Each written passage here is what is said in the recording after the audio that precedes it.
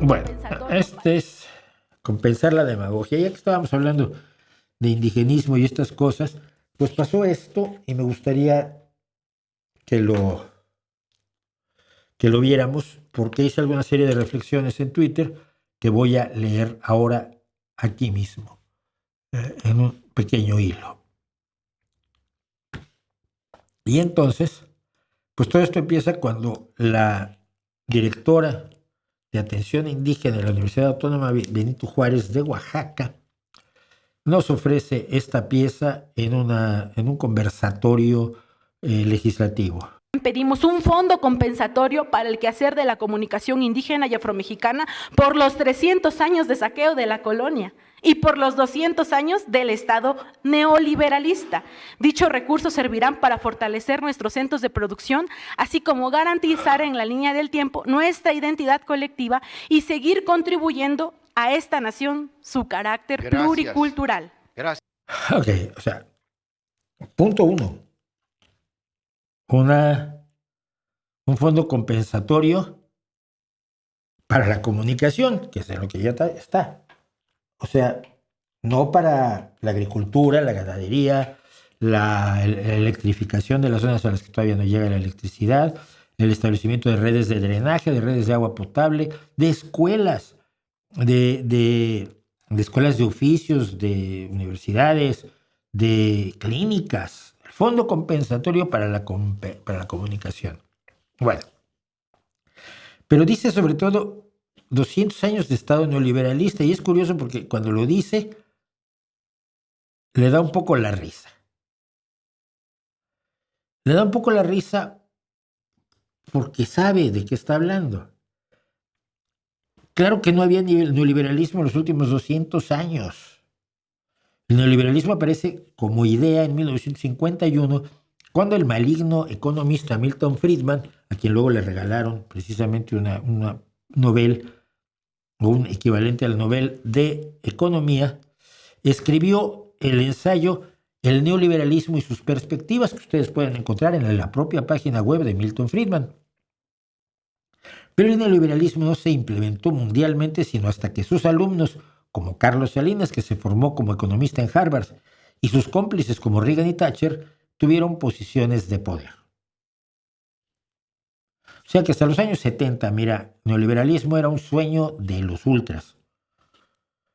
El discurso de esta gentil dama es resultado del ambiente político que ha creado el populismo demagógico, ya sé que es una redundancia, pero pásenmela, del López Obradorismo, donde todo mal del universo es producto del neoliberalismo y nada más, al estilo Chomsky de tener una sola causa para cuanto ocurre en el mundo, un solo Satanás, un solo demonio.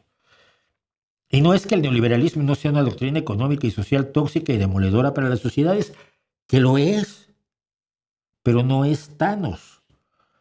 Con el fantasma del neoliberalismo, la retórica de la pseudoizquierda morenista ha encubierto la desidia, la ignorancia, la corrupción, la intolerancia, la indolencia, el clientelismo y el autoritarismo que los ha caracterizado. Es el mal unitalla. Y un país sometido a esa intensidad comunicacional durante ya 7 años acaba creyéndosela. Igual que en Estados Unidos se creyó que todo era comunismo, incluidos los derechos civiles y los de la mujer, o el rock y las faldas cortas. Todo eso en un momento dado, cuando yo era joven, eso era el comunismo. Traer el pelo largo a los jóvenes y tocar una guitarra eléctrica. ¡Comunista! Luego te enterabas que cuando ibas a los países comunistas como Cuba, te decían que tu guitarrita eléctrica te la podías guardar por donde le diera el aire a lo ancho y el pelo te lo vas cortando porque el rock es cosa de mariconás, que decía Fidel Castro, no lo digo yo.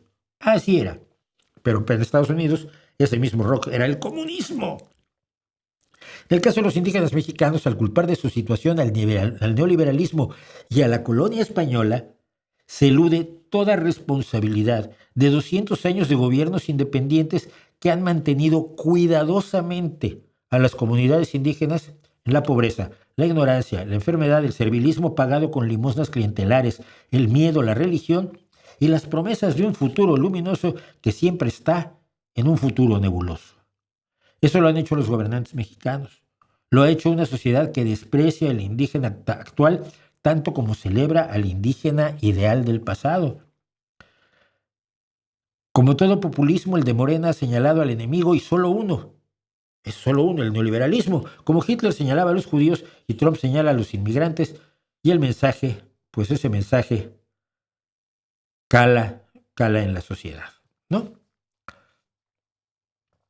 La ciudadana que, como digo, se sonríe al soltar el rentable cuento del Estado neoliberalista, que además se lo inventó.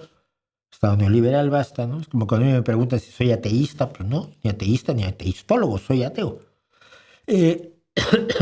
Es Mariana Karina Patrón Hernández. Mariana Karina Patrón Hernández. No es una indígena víctima de sus queridos compatriotas durante 200 años. Es la directora de la Unidad de Atención Académica a Estudiantes Indígenas de la Universidad Autónoma de Oaxaca, Benito Juárez. Es licenciada en Derecho y cuenta con una maestría. No puede ser un misterio para ella que la situación de los indígenas en México en 2025 tiene raíces variadas y enfoques múltiples, pero que depende principalmente de quien hoy gobierna, de quien estos 200 años ha gobernado. Pero el mensaje simplista le viene bien para cosechar aplausos y quedar bien con el gobierno. Ella podría, por supuesto, exigir la misma financiación para la comunicación indígena y para todas las otras cosas que mencioné, que serían al menos tan relevantes como la comunicación indígena, señalando el abandono que sufren los indígenas hoy por parte de la sociedad mexicana y el gobierno de hoy. Pero eso podría disgustar al poder y mejor culpa a los que ya no están. El eterno juego de la simulación en el poder en México no para. Es el discurso que jamás se encuentra con la práctica en ningún cruce de caminos. Es la denuncia valerosa de problemas no amenazantes para el poder actual. El show y el postureo que se levanta valeroso a combatir contra molinos de viento, mientras los problemas reales siguen desarrollándose. Es una obra de teatro que el PRI levantó sobre todo a partir del diazordacismo y que ha seguido como una performance banal sexenio tras sexenio. En el caso de los indígenas, el resultado es claro.